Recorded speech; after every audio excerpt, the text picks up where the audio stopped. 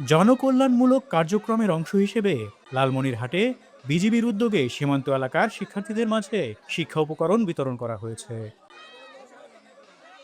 গত রবিবার সকালে লালমনিরহাট সদর উপজেলার মোগলহাট সরকারি প্রাথমিক বিদ্যালয় মাঠে প্রায় ২০০ জন শিক্ষার্থীর মাঝে খাতা কলম পেন্সিল সহ বিভিন্ন শিক্ষা উপকরণ বিতরণ করা হয়।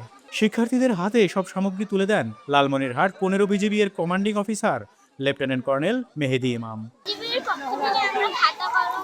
তিনি বলেন, ভবিষ্যৎ প্রজন্মকে সুশিক্ষিত ও নৈতিক মূল্যবোধ সম্পন্ন নাগরিক হিসেবে গড়ে তুলতে সকলের সম্মিলিত প্রচেষ্টা প্রয়োজন। বিজিবি শুধু সীমান্ত রক্ষায় নয়, দেশের আর্থসামাজিক উন্নয়ন ও জনকল্যাণমূলক কর্মকাণ্ডেও সবসময় নিয়োজিত রয়েছে বলে জানান তিনি। সীমান্তের জনগণও বিজিবির সাথে ওতপ্রোতভাবে জড়িত। তো সীমান্তের জনগণ আর বিজিবি আসলে একই। তো আমাদের ক্ষুদ্র প্রয়াস যাতে সীমান্তের ছোট ছোট বাচ্চারা আছেন তাদের শিক্ষা কার্যক্রম যাতে আরো বেগবান হতে পারে, এটা জাস্ট আমাদের একটা ক্ষুদ্র প্রয়াস। এটা বড় কিছু না। এই প্রয়াসটা আরো জারি থাকবে বিভিন্ন স্কুলে, যাতে আমাদের এই ছোট কোমলমতি বাচ্চারা শিক্ষা উপকরণগুলি তারা যাতে পায় এবং শিক্ষা কাজে তারা যাতে আরো উৎসাহিত হয়।